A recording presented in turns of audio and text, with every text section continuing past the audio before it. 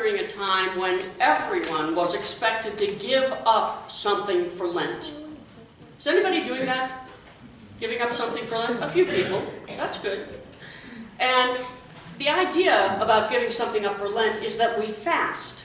That is, give up something completely, those things that prevent us from growing closer to God. Now, my seminary roommate every year gave up lima beans and beer, both of which she hated.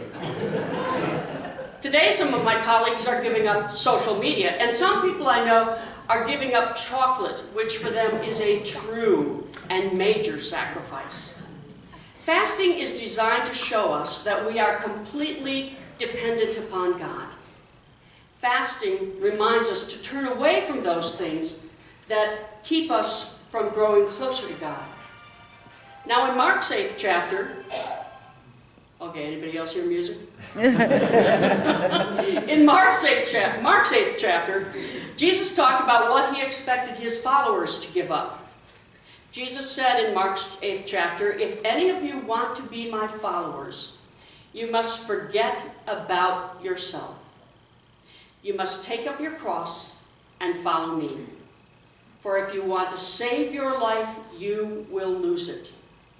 And if you give up your life for me and for the good news, you will save it." So if his followers wanted to truly follow Jesus, they had to give up their lives to do so. That's not a very good sales pitch. And if his followers wanted to save their lives, they had to give up their lives for Jesus and the good news. Well, it's not quite so glum as giving up your whole life. But some scholars believe that Jesus was absolutely dead serious. They believe that Jesus expected his first followers to be arrested with him, to be tortured with him, and to hang on crosses beside him. Those same scholars believe that Jesus thought the kingdom of God would come when the faithful were returned to life. And those scholars believe that Jesus thought that he and his followers were those faithful ones who would be returned to life and usher in the kingdom of God on earth. Okay, none of that happened. I mean, Jesus did become resurrected. He came back to life. But in terms of the kingdom of God coming on earth, we get tiny glimpses. But it hasn't happened completely yet. So what do we do with that particular passage? What did Jesus mean when he said to give up our lives, to forget about ourselves? What does it mean to pick up our cross and follow Jesus? What does it mean to give up our lives for Jesus and the good news? Well, the culture in first century Israel was very different from our culture in 21st century United States. First century Israelis had absolutely no concept of individualism. If asked who they were, first century Israelis would have said that they were the son or daughter of someone, the husband or wife of someone, the parent of someone. They would have said that they were part of a tribe or part of a group, because no one thought of themselves in the singular. Everyone belonged to other people. And when they thought about their personal well-being, they were talking about the well-being of their group of people. Their plans were plans not just for themselves, but for their family, for their tribe, or for those they considered their people. Individualism was not a concept that was embraced in the first century. And yet our nation is built on individualism. Our ancestors left the places they did not want to belong to so they could begin life on their own terms. And our nation is built upon the idea of pulling yourself up by your own bootstraps. We're brought up to be rugged individualists. No one's going to tell us what to do. No one's going to determine our future. We do that for ourselves because we are self-made people. And when asked who we are, most of us will say, "I am," and then share our name. And if asked more, we'll talk about what our profession or our career might be. We'll talk about ourselves. Most of us don't identify ourselves as part of a tribe or part of a group or part of people. We're born alone, and by golly, we're going to die alone. Whereas Jesus' followers understood that following Jesus was all about sacrifice for the greater good. They were not, in any way, shape, or form, excited about following Jesus to the cross. And they really were not excited about suffering. But they did understand the idea of giving up self-interest.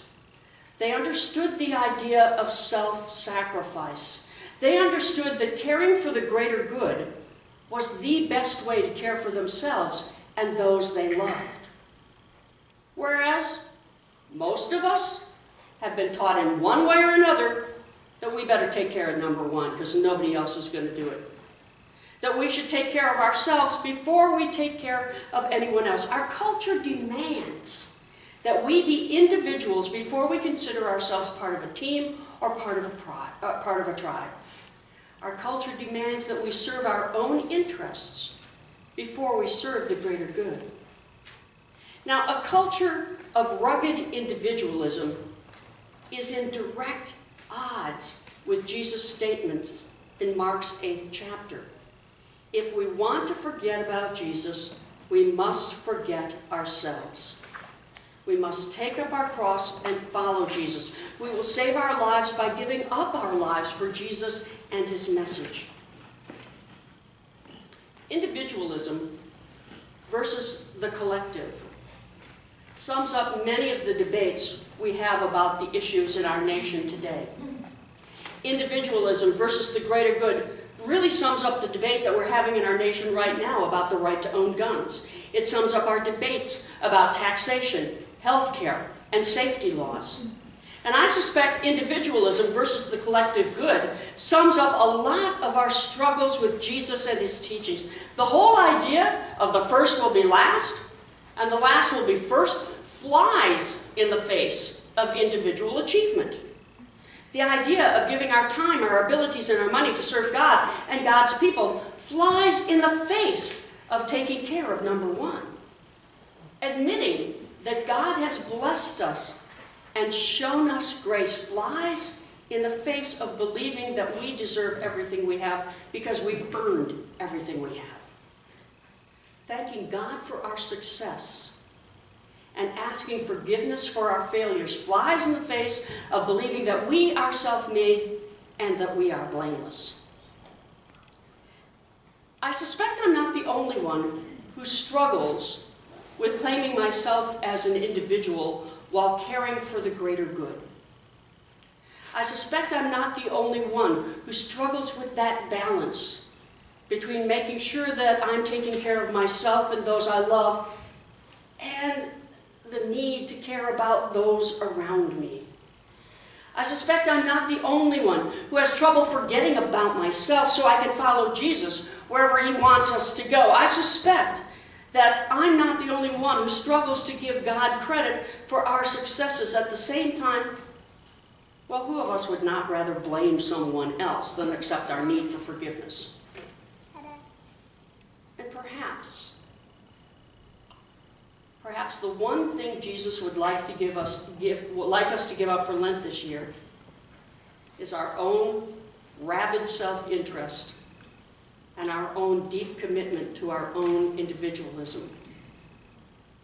Perhaps Jesus would like us to think about ourselves as part of a tribe, part of the larger collective, a son or daughter of God, a sister or brother of all God's people. Perhaps Jesus would like us to think less about ourselves and more about what we can do to share God's love and Jesus' message of hope and forgiveness with others through our actions and our attitudes and maybe even our words.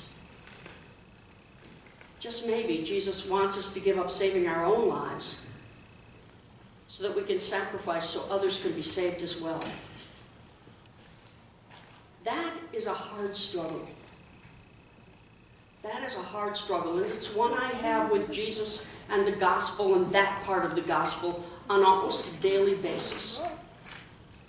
Because what is personal responsibility? Making sure that we're making our way so that we don't have to depend on others. And what is the sacrifice for the greater good? Does it make sense that the best way to take care of ourselves is to take care of the greater good? That's what Jesus thinks, or that's what first century Israelis thought. I gotta tell you, I'd rather give up lima beans and beer. But just maybe, Jesus wants us to do something a touch more meaningful. Maybe Jesus wants us to struggle with the individual versus the collective. Maybe Jesus wants us to struggle with a message of being an individual versus being part of a tribe. Maybe Jesus wants us to struggle.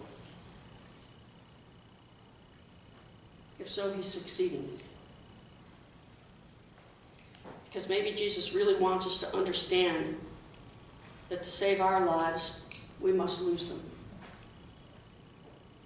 That as the first, we give up our spots for the last so the last can be first. It's a hard message. But maybe that's what Jesus is asking us to think about. Amen.